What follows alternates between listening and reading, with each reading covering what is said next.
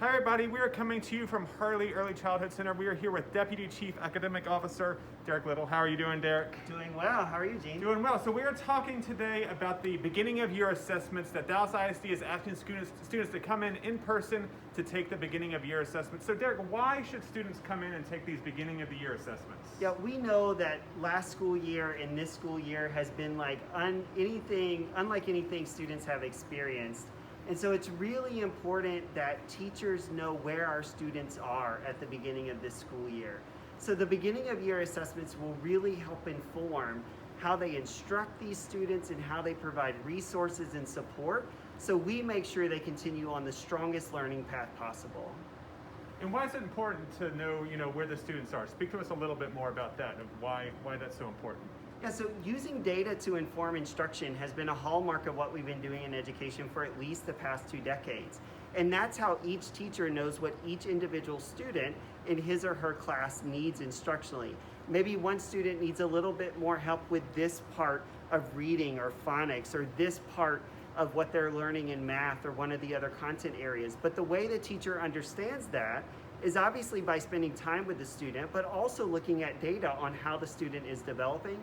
And the beginning of year assessments really will provide that information to students at the start of the year. Let's talk safety. So what would be the safety measures in place for students who come take the beginning of the year assessments in person? Yeah, so first and foremost, we understand that some people may be concerned for having their student come on campus for this purpose in September.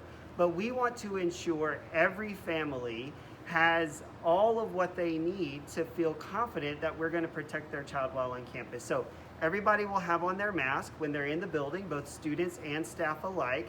Students will be spread out just like Jean and I are right now. And in many cases, they'll be sitting at tables that have plexiglass dividers, providing even more barriers between our students. And the last thing is each student has been provided a technology device. They're going to bring that with them, so we're not sharing devices or keyboards. When would this take place? When are the beginning of the year assessments?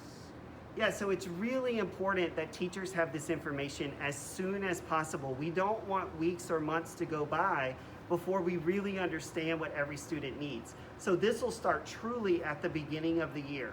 Campuses will start creating plans for how and when they want to get these assessments done in the month of September.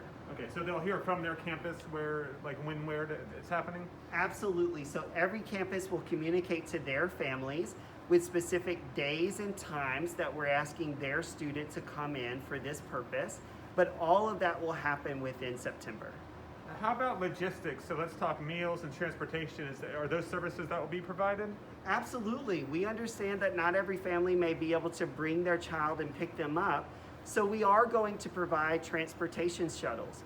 Those shuttles will be provided both to and from the school to the nearest neighborhood school. So it's also important to note that if your child is at a choice or magnet campus, you can bring them to that campus, or they can take a shuttle to their nearest zone school, but all of that will be clarified by the principal. And we're going to feed students while they're on campus. Whether they come in the morning or in the afternoon, they'll get a meal. And this is for kindergarten through 11th grade. So what about pre-K students? Why aren't we doing it for them? Yeah, we are going to do beginning of year assessments with our pre-K students, but that'll happen in October. And this is typically what we do. We know that pre-K students need time to adjust to the school setting.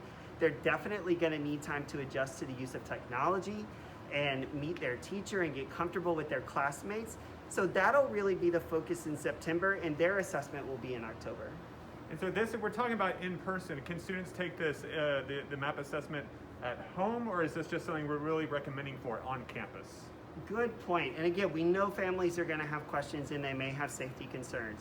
We want to reiterate that our intention here is to make sure that your student gets the best instructional experience possible this year.